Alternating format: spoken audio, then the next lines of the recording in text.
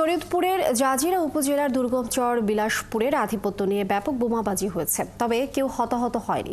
আপাতত বোমাবাজি থামলেও এ নিয়ে আতঙ্কের সৃষ্টি হয়েছে এলাকায়। পুলিশ ও এলাকাবাসী জানান, এই চরের আধিপত্য নিয়ে দীর্ঘদিন বিরোধ রয়েছে আওয়ামী লীগ নেতা ইউপি চেয়ারম্যান কুদ্দুস ব্যাপারী এবং স্বেচ্ছাসেবক লীগ নেতা জলিল মাতবরের অনুসারীদের মধ্যে।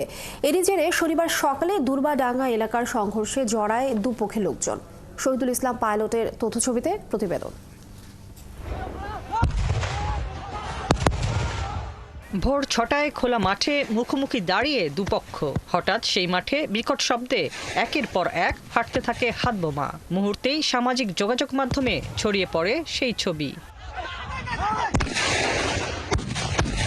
দেখা যায় অনেকের মাথায় হেলমেট, হাতে ধরা বালতি। সেখান থেকেই হাত বোমা ছোড়া হচ্ছে। আকাশে ধোঁয়ার কুণ্ডলী।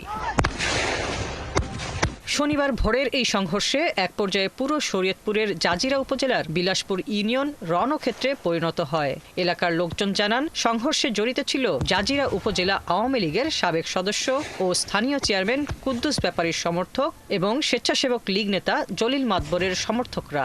কেডা মাতবরি করবো, কেডা চেয়ারম্যানই করবো, কেডা ই করবো, এ লইয়া খালি আসলে দলাদলি। কেউ 10 টাকা লইয়া লাগে নাই, এর একটা জমি লইয়া না, খালি হিংসা করে এই দল এই হারাম দল করতে আসি। যার যতক্ষণ বম থাকবো সে ততক্ষণ খারাপ থাকতে পারবে, যার বম শেষ সে দৌড় খেয়ে যাবে। পুলিশ দ্রুত ঘটনাস্থলে গিয়ে পরিস্থিতি নিয়ন্ত্রণে আনে। বোমায় 10-12 জন আহত হবার খবর পাওয়া গেলেও প্রশাসন তা স্বীকার করেনি। তবে এলাকার লোকজন বলছেন, যে কোনো সময় আবার সংঘর্ষ শুরুর শঙ্কা রয়েছে। নড়িয়া সার্কেলের অতিরিক্ত পুলিশ সুপার জানান, আধিপত্য বিস্তার নিয়ে এই সংঘর্ষ। এখানে দুটো পক্ষ অ্যাক্টিভ আছে বিভিন্ন সময়ে চেয়ারম্যান নির্বাচনকে কেন্দ্র করে। একজনের নাম হলো জলিল এবং আরেকজন হলেন কুদ্দুস। তো এই পক্ষগুলোর মধ্যেই বিভিন্ন সময়ে বিবাদ জড়িয়েছে তারা। আজকেও সেটিরই এক সূত্রপাত। এলাকার লোকজন আরও জানান, এই সংঘর্ষ রাজনৈতিক না হলেও দুপক্ষের সবাই আওয়ামী লীগের রাজনীতির সাথে জড়িত। হাসিবা আলী বর্ণা, ৭১।